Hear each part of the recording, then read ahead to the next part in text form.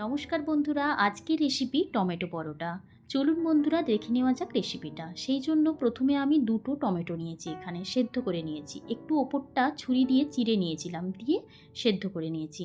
এরপরে টমেটোটাকে 4 ফালি করে কেটে নিচ্ছি, যাতে ব্লেন্ডারে ভালোভাবে ব্লেন্ড হয়ে যায়।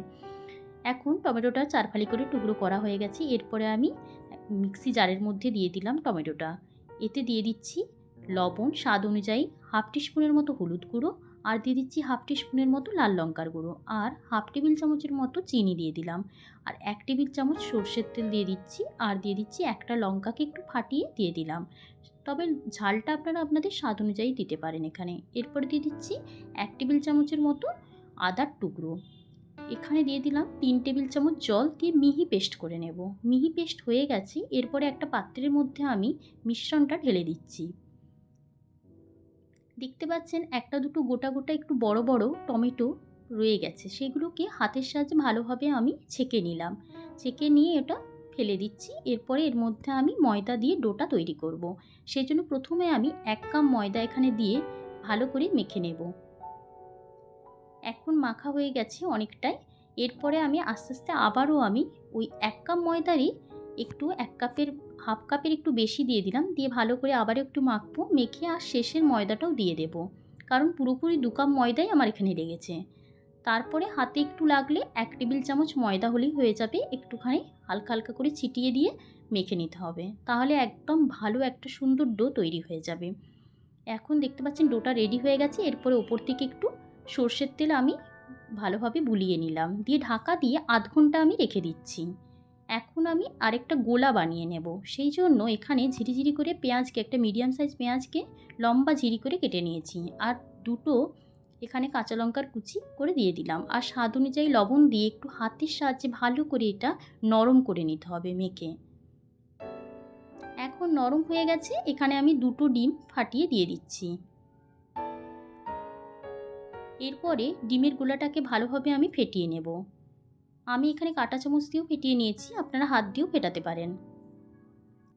এখানে আমি একটা বোলের মধ্যে 2 টেবিল চামচ কর্নফ্লাওয়ার আর 3 টেবিল চামচ নিয়ে নিয়েছি সাদা তেল। এরপরে ভালোভাবে মিশিয়ে নিচ্ছি। একটা মিশ্রণ তৈরি হয়ে গেছে। এরপরে আমি এখানে 30 মিনিট আমার হয়ে গেছে। এখন আমি এই যে ডোটা বানিয়েছিলাম তার থেকে লেচিটা কেটে নিচ্ছি। লেচি কেটে এগুলোকে গোল গোল করে পাকিয়ে নেব। লেচি কাটা হয়ে গেছে। এরপরে এক এক করে এগুলোকে গোল বানিয়ে নেব, কারণ পরোটা বানাবো বলে। এরপরে ময়দা দিয়ে দিচ্ছি চাকির মধ্যে, দিয়ে তার উপরে দিয়ে দিচ্ছি আমি একটা লেচি, দিয়ে এভাবে আমি বেলে নিচ্ছি গোল গোল করে। গোল গোল করে যে পুরোপুরি ভীষণ গোল হতে হবে একদম, সে কোনো দরকার নেই, কারণ এটা এরপরে চৌকো হয়ে যাবে আস্তে আস্তে। এর ওপরে দিয়ে দিলাম ওই মিশ্রণটা, যেটা কর্নফ্লাওয়ার আর তেল দিয়ে ভালোভাবে মিশিয়েছিলাম। এইভাবে দুপাশে এভাবে আমি একটুখানি টেনে দিলাম, দিয়ে তার উপরে আবারও আমি ওই তেল আর কর্নফ্লাওয়ারের মিশ্রণটা দিয়ে দিলাম, দিয়ে আবারও ওপরটা একটুখানি করে মানে মুড়ে দিলাম, দিয়ে দু সাইডটা একটু মুড়ে দিয়ে আবার মাঝ বরাবর আবারও তেল আর কর্নফ্লাওয়ার দিয়ে এভাবে মুড়ে দিলাম, দিয়ে চার চৌকো হয়ে গেল একদম। এরপরে আমি পরোটাটাকে চৌকো আকারে বেলে নিচ্ছি।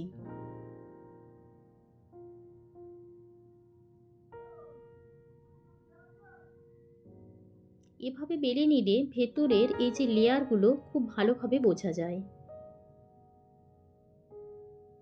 এখন আমার বেলা হয়ে গেছে। এরপরে আমি ওই গোলাটার মধ্যে, যে ডিমের গোলাটা আছে, ওই ডিমের গোলাটার মধ্যে আমি এটাকে ভালোভাবে ডুবিয়ে নেব। ডিমের গোলাটার মধ্যে দিয়ে এইভাবে ডুবিয়ে নিতে হবে। এক পিঠটা হয়ে গেলে আরও একটা পিঠ এভাবে উল্টে দেব। এরপরে একটা ফ্রাই প্যান গরম করতে দিয়েছি, আর 2 টেবিল চামচ ওখানে আমি দিয়ে দিলাম সাদা তেল, দিয়ে তার উপরে দিয়ে দিচ্ছি একদম ওই পরোটাটা। এরপরে দেখবেন পরোটাটার উপরে একটুখানি পেঁয়াজ আর কাঁচা লঙ্কা আর একটু ডিমের গোলাটা দিয়ে দিলাম, দিয়ে দেখবেন কি ভালোভাবে ফুলে যাবে একদম।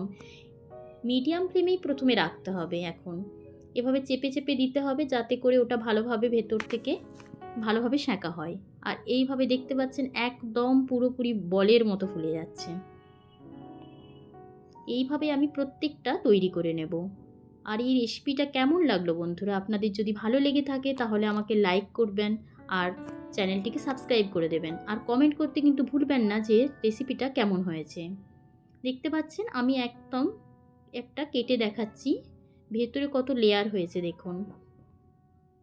কমেন্ট করে জানাবেন যে রেসিপিটা কেমন লেগেছে। ধন্যবাদ বন্ধুরা।